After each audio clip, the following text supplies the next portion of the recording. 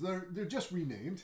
Now, one of the things that I'm going to do is talk through how I'm going to organize these clusters. So pop in perspective view, and let's go back into our channel box, and let's light up our controls, right? So one of the things we want to do is we want to have the controls move the cluster, right? So we're going to do that with a point constraint. I think last session I did a parent constraint so that there'd be rotations as well. But, you know, the IK handle has that twist and roll functionality, so we don't really need that. So we'll just do a point constraint, so it just translates up, down, left, right, etc., right? But the thing is, we need those clusters to travel along with our control system, right? So to do that, we can either parent it into the root of the control system, which I don't think is a wise idea. Oh, we lost the hierarchy here a little bit. Let me move this back up to here. So we've got ball, mid, head, right?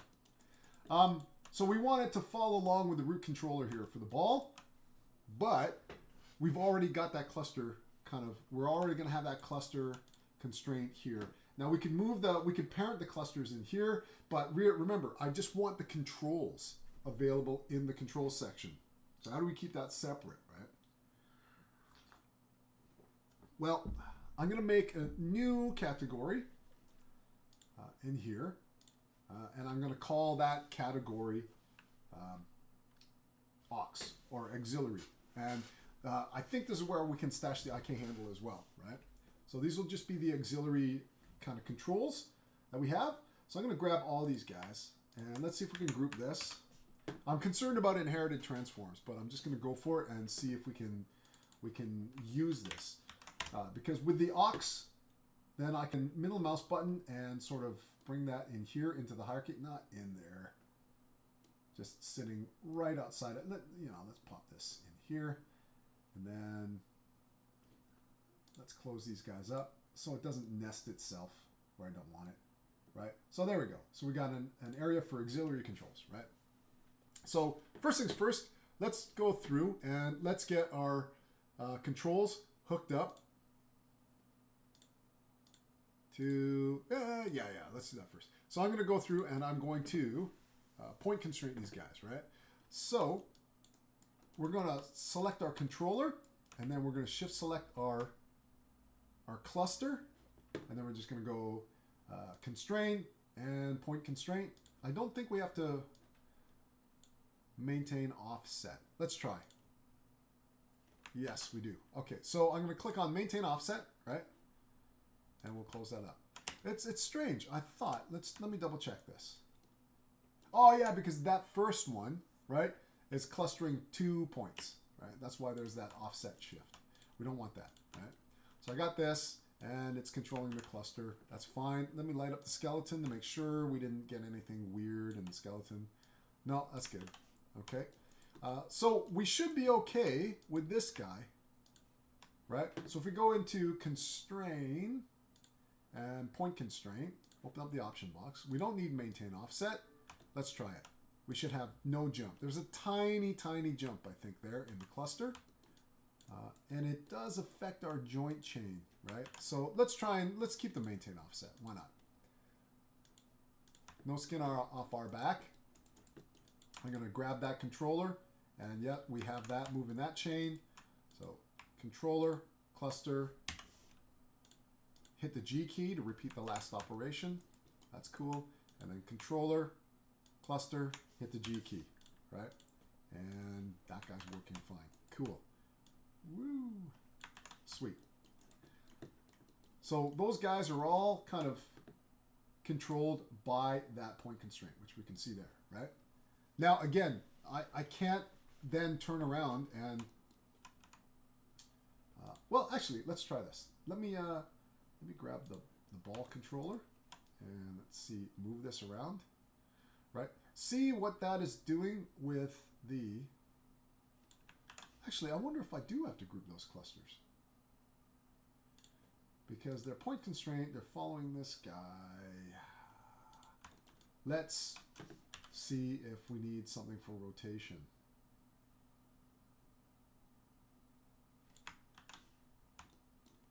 Yeah, maybe. Maybe. Just trying to think. Let's do it. Let's do it. So that there's a master control on these tail clusters, right? So what I'm going to do is I'm going to come through here and group these guys individually, right?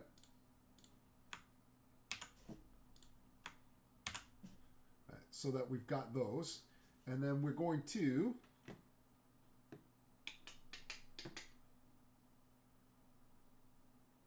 constrain the group. Let's rename these groups actually. Tail cluster and GRP1, right? And I'm just going to grab this, Control copy, paste. It'll automatically pick up the 2, paste, pick up the 3, paste, pick up the 4. Now we're inside our auxiliary group, so I'm all good, but I'd like to take that root controller, control select that group, and we'll constrain and parent constrain it. Now let's do a quick test. So this means I will be able to move this guy around, no problem. I'll be able to rotate him, but the behavior of the group means that the rotation, so the rotation of the cluster follows. Yeah, I think it's a good idea, right? So notice, we'll do it again. We'll come over here. Notice these cluster groups, right? So if I turn this way, that cluster more accurately follows the rotation that I'm after, and there's a bit of a fall off there. So let's go the control, and we'll shift select this guy, and we'll go constraint, parent constraint, right? And so we're adding those parent constraints onto there, right? Control that and that, hit the G key, and then that and that, and hit the G key, right? So we have our parent constraints under there, so that when we grab the ball and rotate it, everyone's rotating equivalently. Yeah, I think I like that. So that's got a nice amount of overall control. I mean, after all, the root control is supposed to move the entire rig kind of undisturbed, no matter what pose you have. And so we have that in place. Now, you can see the power of a group node, right? A group node is very much like a locator, but it doesn't take up, it's cheaper than a locator because it doesn't really take up any visual space on screen. And it's just there. It's a node with transforms on it. And it just helps you out during the rigging process, right? So we've got that. We've sorted that out. And we have our tail controls working. Now, I think, yeah, they would be following. That's cool. I'm just checking a few things. So on these controllers, what we're going to want to do, because they are only translates, right? We don't have a rotational value, nor do we have a scale value. So we want to take those controllers, the tail end controller, and what we want to do is to come over here and grab all the rotates, scales, visibilities, and we want to lock and hide those guys, right? So now when I click on these guys, I just have translations, right? So this is us cleaning up our rig controls. So that's cool. So we got that all sorted out. Now we need to go through and talk about what we're going to do in terms of our FK control system, right? So let me save this off, and we'll go through and we'll investigate what we want to do with our FK controls.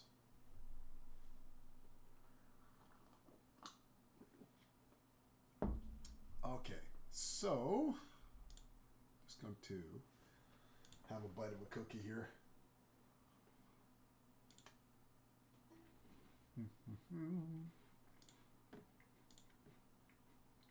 Just double checking.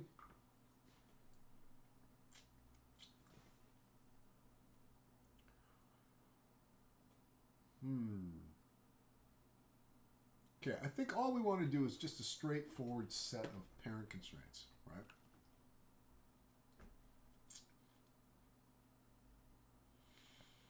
Yeah, let's do that. Okay, so I'm going to now turn off my FK, my IK skeleton, and turn on my FK with the FK controls.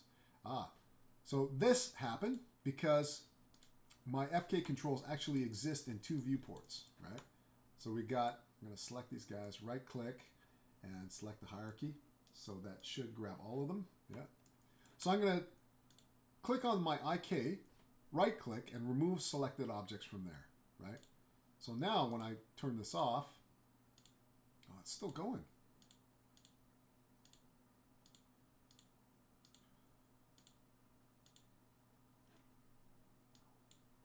Let's see if I can grab one and remove that selected object from there. Still goes. I wonder if... Oh, I know, because the root of the skeleton is also going, right? So if we grab those guys and remove those selected objects, right?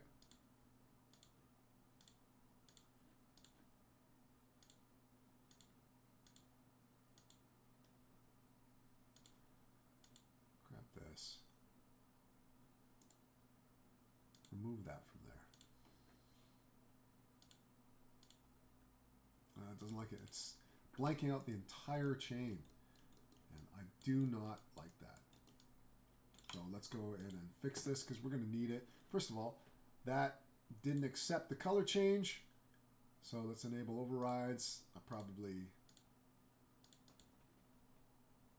locked or connected and cannot be modified. Oh yeah, that's right. Because we locked and hid all the channels. So it's going to... No, it is there. We got the tail control. What is locked? What is locked on that one?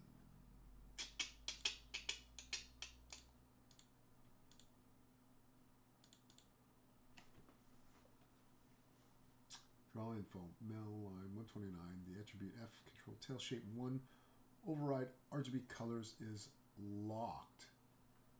I didn't lock it. Where is it locked?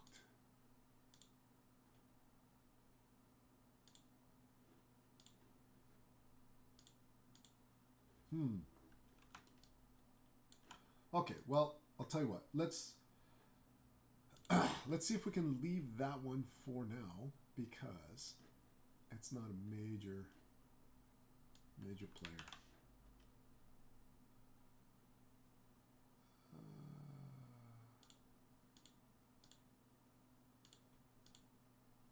Somewhere in there. Let me check my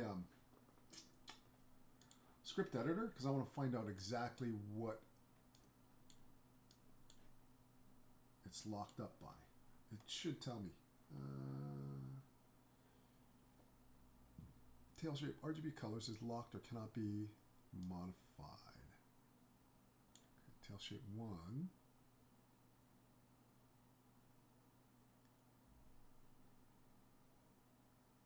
Huh.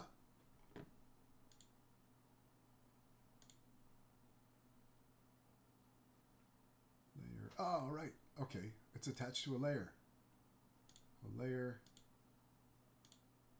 Aha. Okay, so let's see if we can remove this. Let's remove that selected object. And I want to put that in here.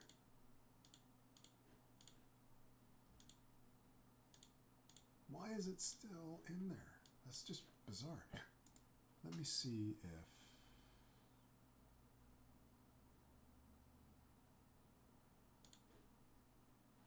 Object, right? Remove it.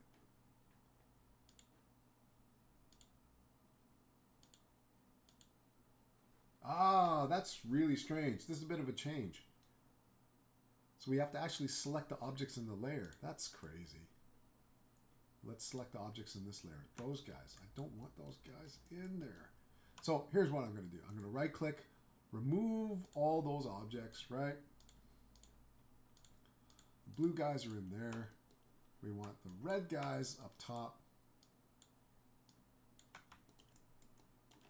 Right? Add selected objects, right? So I can control the visibility on that. There we go, right? Now, that leaves this, which I will use for this guy. this guy, and this guy. We'll add those guys in here, right? This will be my layer, my green layer. This will be layer controls and body, right? No, it's not letting me do it. Wow. That really stinks. Okay, so let's go again. We'll go select those objects, and I'm going to remove the selected objects, and I'm going to delete that layer.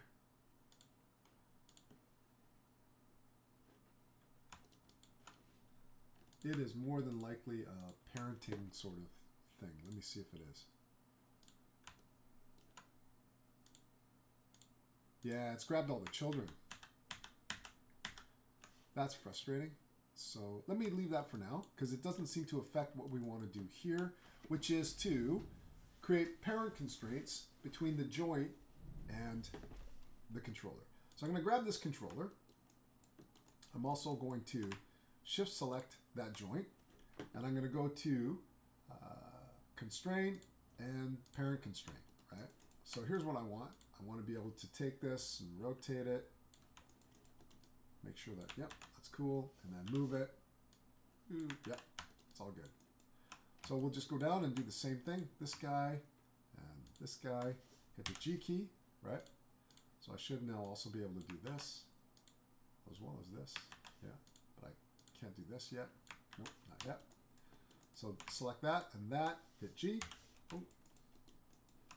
Hit this and this, hit G. Hit this and this, hit G. And then this guy and this guy and hit G. This guy and this guy, G. This guy and this guy, G. Oh, I did too many joints, man. Too many. G. I hope it's worth it. G. Once again, Python code definitely save you in this situation. So I'm going to test this. It's still working. That's not working. I did not do the right thing there. Because we want to be able to, although I believe the end effector is under something else, control of something else. It is, actually. Right? So this one is controlling that, which is good enough. And we don't really need this guy. So we'll kill that one. Those are all the controls we need, really, right? Because I can sit here and I can rotate the tip. So that's fine. Cool. So let's save that off. So our guy is connected, all connected up there. If we take a look at our skeletal chain inside our skeleton, right? So all of our FK chains now have parent constraints attached to them, right? So that's cool.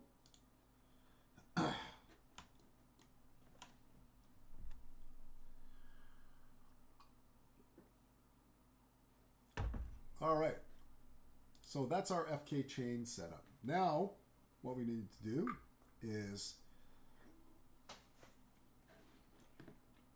let me double check, make sure this is all, yeah, it's pretty clean.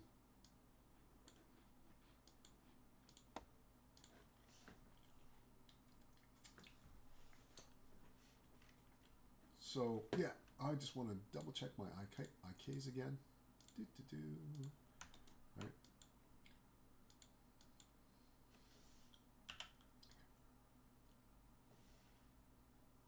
Yeah, the extra joints are worth it. It's making a nice smooth curve as it goes up and down. That's cool. I'm super happy with that. Okay.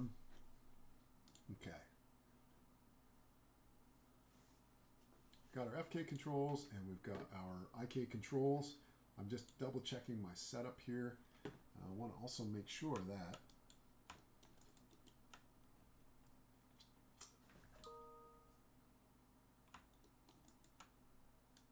we do need to do one more thing, right?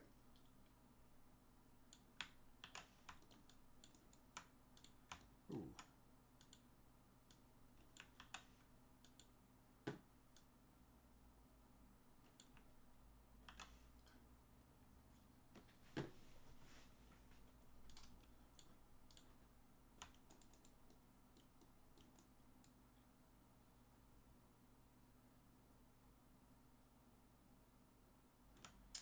just having a look at the IK handle. So what's happening when we grab the group node and move it around is the IK handle is not going with it, right? So if I were to move the IK handle on its own,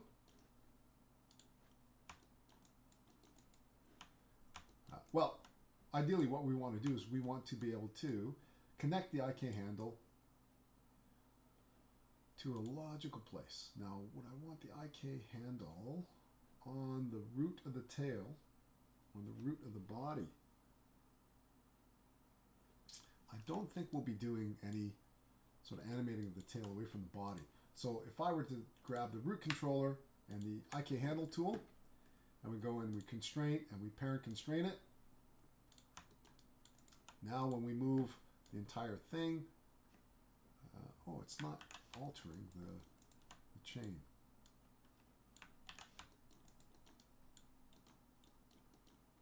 That's kind of interesting behavior. Never seen that before. So I thought it was just simply because the IK handle was not moving. Let's see if we can do something with that IK handle. We got an IK handle parent constraint on that guy.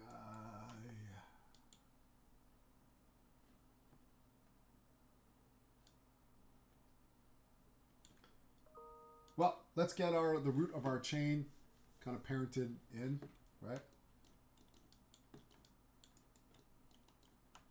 So this guy, I'm going to shift select the root here, and I'm going to go constraint and parent constraint. So now this guy should move the whole thing, right? We got that.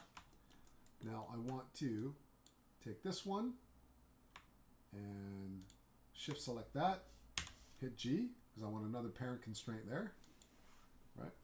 So woo, and rotate, woo, okay. And I do actually want the head controller to be parented in here, right? So we got that guy as well. And with this guy, I'm going to go in and shift select this joint, and we'll hit G. I wanted to parent the controllers so that I can travel up the chain a little bit.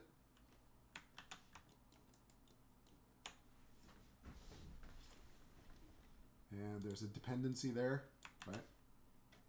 So that's all right. That's all good. Don't necessarily have to do that. We could have had a broken hierarchy there. But yeah. Okay, so that's the final constraint system to get this guy put together. All right, so let's save that off. And let's talk about what we're going to do with the blend colors node, right? I'm going to minimize, actually, we can get out of the outliner for a sec. So I'm going to come over here, Windows, Rendering Editors, Hypershade. So we're coming into the Hypershade for a reason. Let's move this guy over for a quick sec. What I'm after is one of Maya's utility nodes, right? So if I come over into Maya and utilities, right? These are sort of like math nodes and things like that. Now, you know, in Photoshop where you do a multiply or a darken or that, and that's using color maths. It's kind of like that, right? These are little operations that you can do between various different nodes, right? And the thing that we're after here is the blend colors node, right? So I'll talk about that in just a second here. So what we want to do with the blend colors node is use that to blend a couple of values together. Now, it says that we can blend colors, but if we open this up, and this is sort of a concept that I learned fairly late in my career, but the RGB channels don't necessarily have to be color values. Remember, inside the PC, it's all just data, right? So instead of putting RGB values in the color 1 and blending slowly to RGB values of color 2, which is a straightforward color math operation, we can use this to drive data values of XYZ. So one XYZ value can blend to another XYZ value, right? So we're going to use this to be able to blend back and forth between our coordinate systems for, say, the IK tail chain, and have it move our bind chain, the tail that the geometry is actually bound to, and we'll do it with this node. Because it has 3 values, one of the ways of looking at it is it's a vector-based node, not just RGB or XYZ. And people oftentimes refer to nodes like this as either scalar or vector, either a single value or 3 values, right? So the result of the IK and FK blending will be passed into the bound joints, right?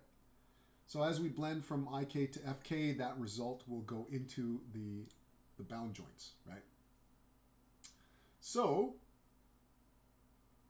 so now we've got this blend node in.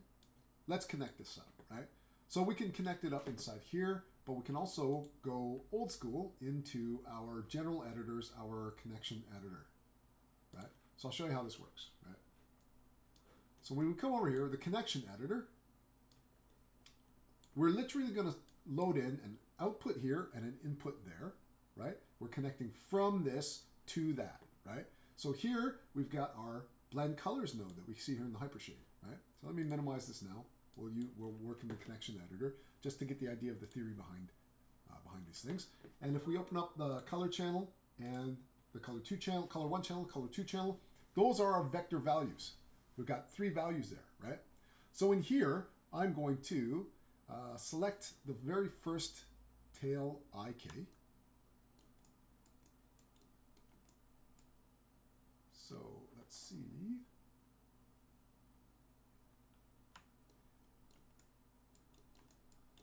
And we have our, let's turn off our controls. We're done with the controls actually. So I'm going to take that first joint, right? The first joint in the IK chain, and we're going to load it on the left. So let's, output to input. So let's load that on the left. So we got our tail IK 14. I'm going to bring back the Hypershade so I can select this node, go back to the connection editor, reload it on the right, right? And let's name this. Oh, I thought I could name it there. Apparently not. Let's name it up here, right? And I'll call it the tail IK, FK, and blend, right? So that's our blending node. And what we're going to do is we are going to connect up our, and we got to look for it here. It's going to be buried in here somewhere with all the various different attributes that we have available to us. We are looking for our, just our straight rotation values, right? So there's our rotate XYZ, and we're going to plug those into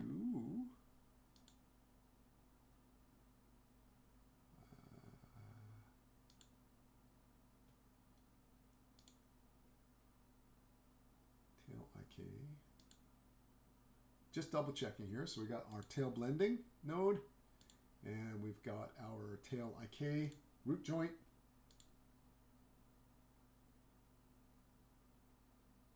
First joint in the IK chain, and then load it on left, got that. And then what we want to do is, so connect up to the first color channel, right? So we're going to go rotate Z into color blue, rotate Y into color green, rotate X into color red. That's it. That's how you connect it, right? So if we come back over into our Hypershade, take a look, it's changed now. Now we've got this input with a unit conversion, and they're going into their appropriate sort of channels in here, right? So that's our first kind of values being piped in here. I'm just going to also take a look at this in another way we can view data inside Maya, inside the Windows node editor, right? So I'm going to pop open the node editor, and let's see if we can take a look at, let me select this guy, and let's pump in the input-output connections, right? So this is where we can see how everything's connected in here as well, right? So we got the root that leads to the body and the layer it's connected to. Here's our tail and the rotates. They're connected into the tail IK-FK blend, right? Into the color, into, let's move this over here, the IK handle down here, right? If we open up the colors here, we can see inside the node editor, yes, indeed, we are connecting from the rotate Z to the color B. Now, you could easily connect it up in here, but you know, I'm old school, right? Used to working with the connection editor. Maybe the next few I'll try in here and see if I can connect it up directly in the node editor. All right. So that's that. Let's rotate Z and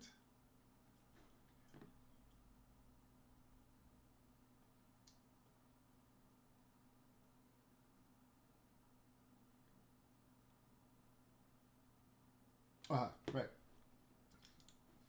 Got a little confused there, right?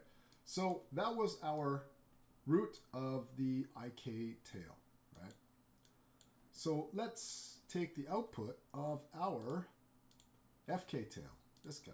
So I'm going to select that, and I'm going to reload the left, right? So that's our FK tail, and I'm going to pop down to our rotates here, right?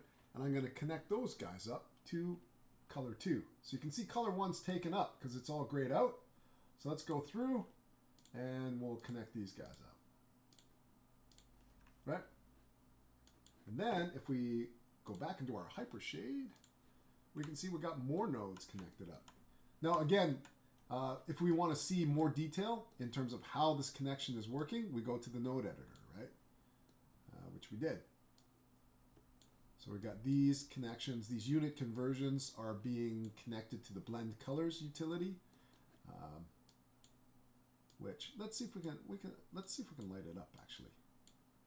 So if I've got that and I show input output connections, it's just showing the yeah, of course, it's just showing the blend, which is fine, right? Because it's just showing the material connections inside the hypershade. So we want to go to the node editor if we want to have a more detailed look on what those connections are doing outside of shaders, right? I believe. But that sounds a bit wrong because I remember back in the day in the hypershade, you could also take a look at geometry and that kind of thing, unless they've separated them to keep them completely separate, right? Okay, so now what we need to do is we need to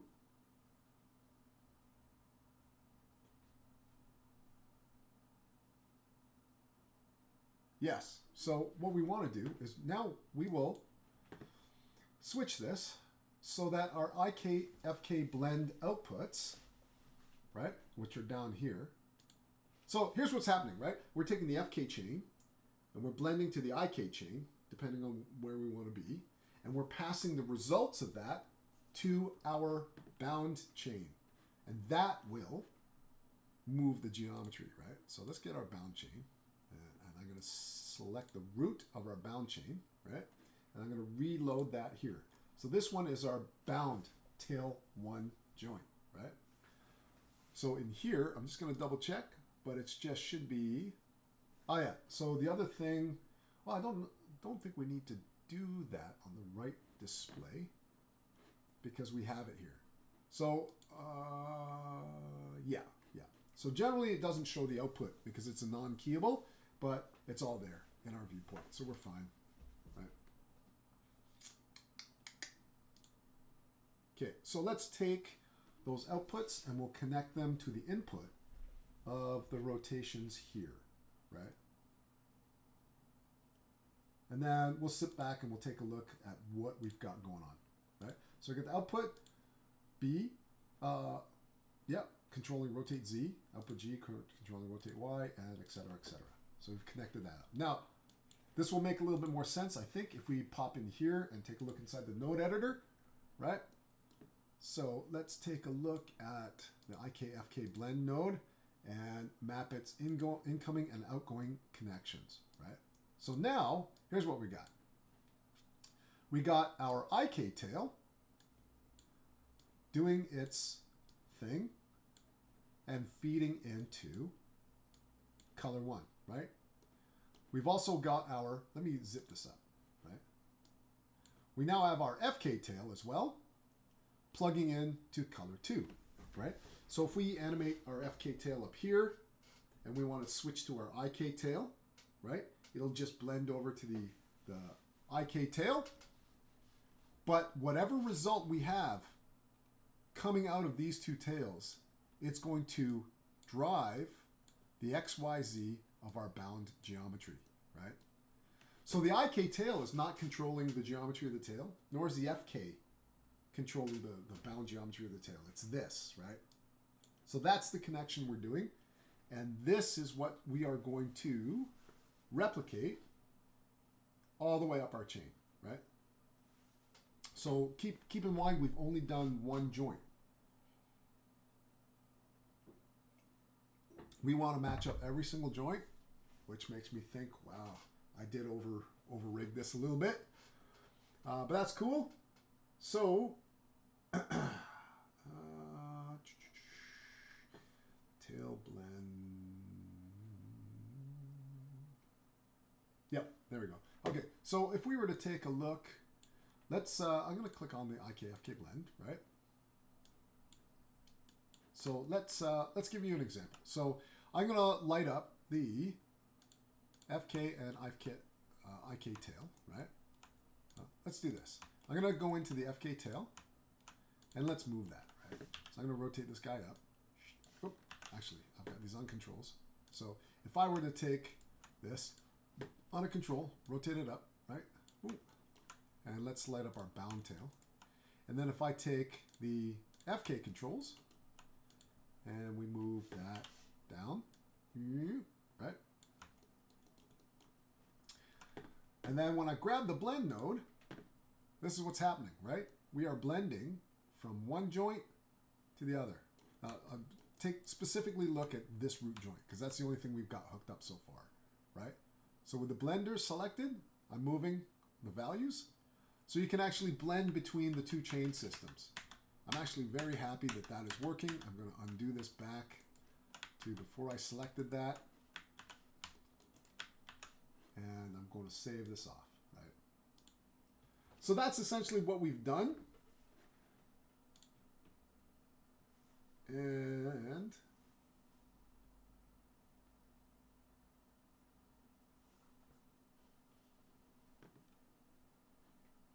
just having a quick look, I think we're just connecting up the blender to tail FK-IK blending output, right?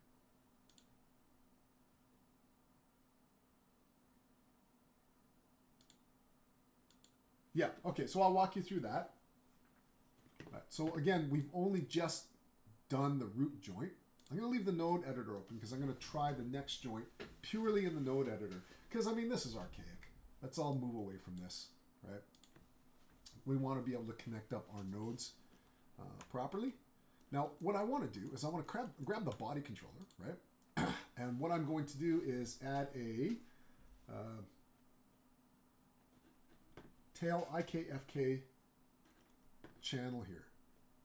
Now, something that not a lot of other tutorials do, which we'll do here, just to make it a little bit more organized. I'm going to come in here and I'm going to add an attribute to my list. I'm going to make that attribute something like that. I'll make that attribute displayable, and I think scalar, call it a string, right? I think that will give us something that doesn't have a slider. Let's try it. So let's add that. Ooh, contains invalid characters. Okay, can I use these ones? No, I can't use that one. Just the one? Nope. Can I? What would be a good? I think it's only looking for alphanumeric characters. Can I do that? Add that in there? No. Invalid characters for string, data type, attribute displayable.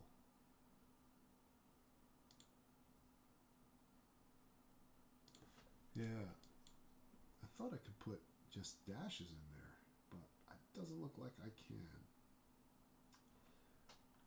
Can I just put the letter O in there? Add that.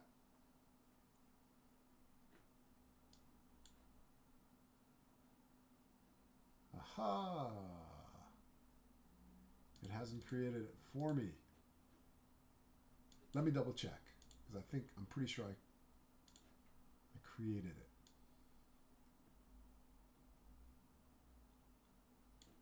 Nope, it didn't like that. I want to create a displayable channel. That's a string, and maybe I'll just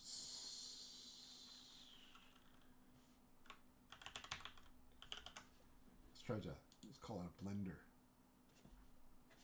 Is it adding it? Let's see inside here.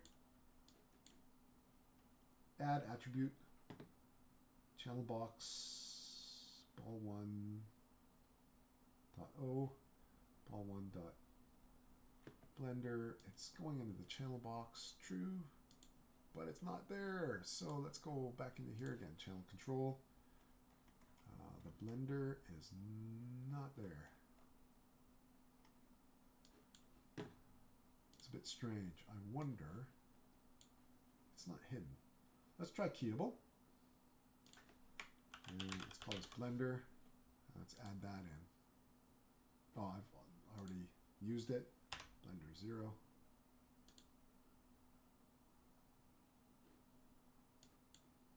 Am I on the wrong thing here?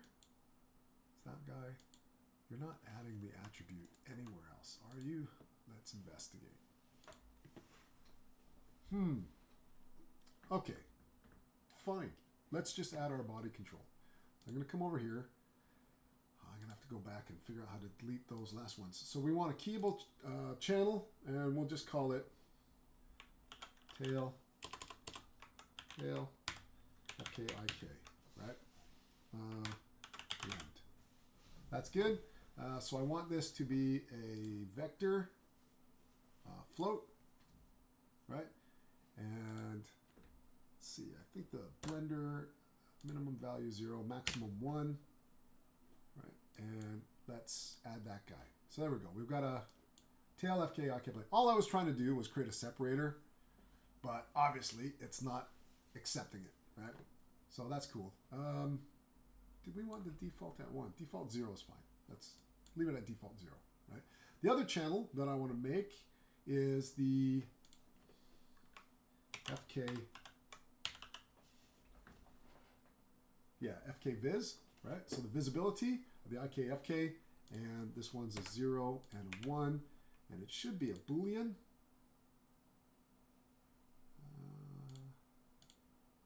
Integer, let's add that, right? See how that plays itself out. Okay. Yeah, there we go. So 0 and 1, right? Just need to be on and off. That's cool. So we got a couple of custom channels to play with. I'm just going to hook up the 1 for the time being, right? So we're going to add our body control, and we'll use the connection editor one last time, right?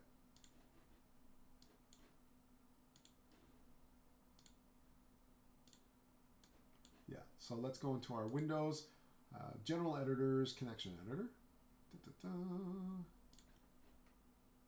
Okay, so I've got my ball control there, and we want to add our blend node in here, right? So we want the output from the body control to go into the input of the tail blender, right? So that means when I adjust the tail FKIK blend, it's going to, the output of that coming from that control will affect the value inside the blender, right? So that's cool. Let us test that out, right? I'm going to do that by grabbing the IKFK blend. That's cool. Now if I come over here, if I take that blend and I move that to like 0.3 and then check the tail FKIK blend, 0.3. So it's working. That's cool. Let's set this back down to 0. There's no blend. So that's cool. So now we have a custom control controlling our blending. Now all we need to do is go down our joint chain and do the work of attaching a blender to all of these, right?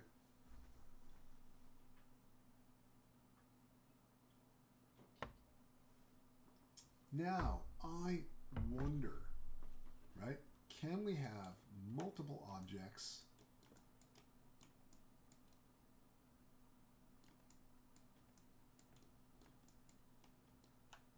because then I wonder if we can have multiple objects referencing the one blending node, but there's only one output, so that won't work. Okay, well that's cool, right? So I'm going to come here. I'm going to copy paste this. So we got a second one. It's opened up way over here. Oh, that was not what I wanted to do.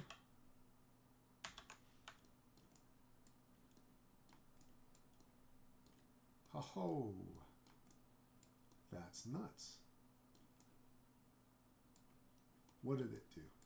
Did it copy paste? It pasted all of my bound joints, all of my dependencies for everything. And what is it piping it through? Ah, I tried to do it quick and dirty way. My God. Okay.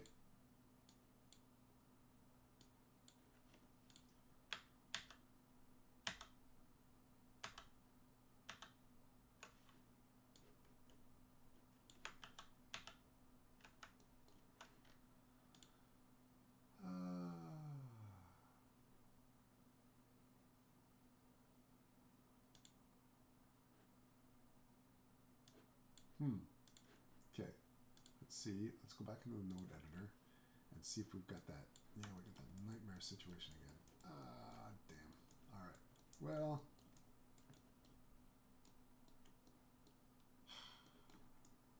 okay. So let me grab the nodes that I want to keep. These guys and this guy. Control Shift to add to selection. We'll move those over to the side. I wonder if there's a way of making a container. Can we create a container node? No, no container node yet.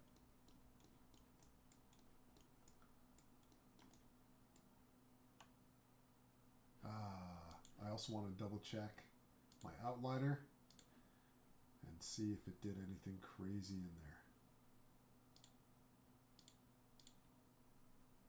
Might be easier to delete in here actually.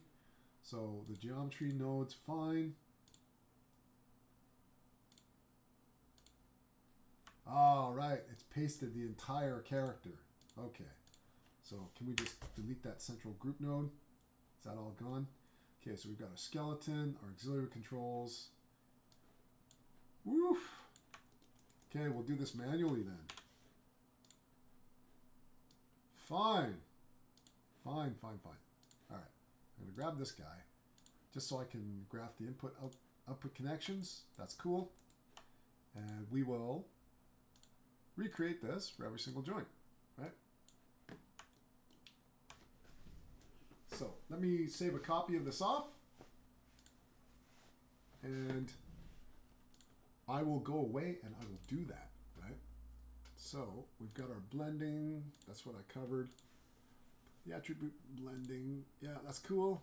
FKIK.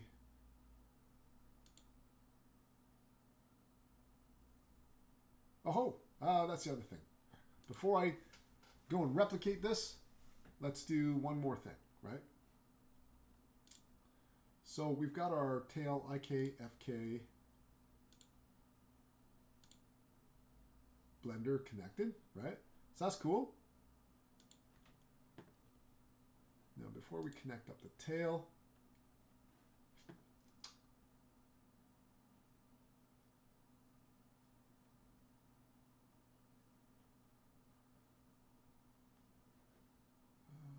one quick sec.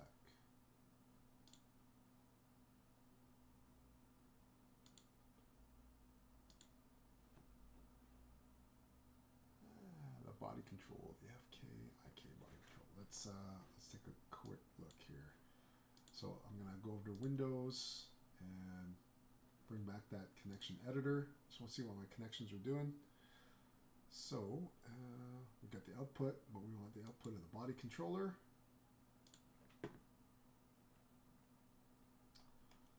And the tail FK-IK blend, right?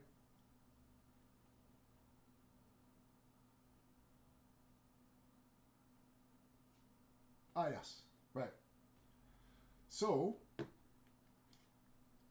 when we switch over to FK controls, we want our IK controls to vanish, right?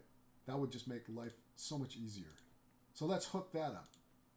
So I'm going to come over to my FK controller 1, right? Let's light it up so we can see what we got, right? I'm going to reload that on the right. So the output of the IK FK blend will affect our visibility here, right? So let's go to, where are you now? Rotates. I've done this in the past with visibility, that specific channel. Always difficult for me to find in here. There it is, right? So, oh, it's not allowing me to connect to the visibility. Tail to IK.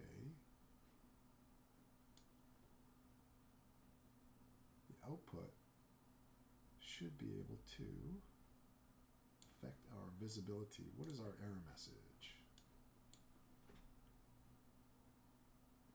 Locked and cannot be connected. Ah, yeah. Okay, so that's the problem. So with the IK control tail 1, remember I locked and hid all those channels? It's telling me that the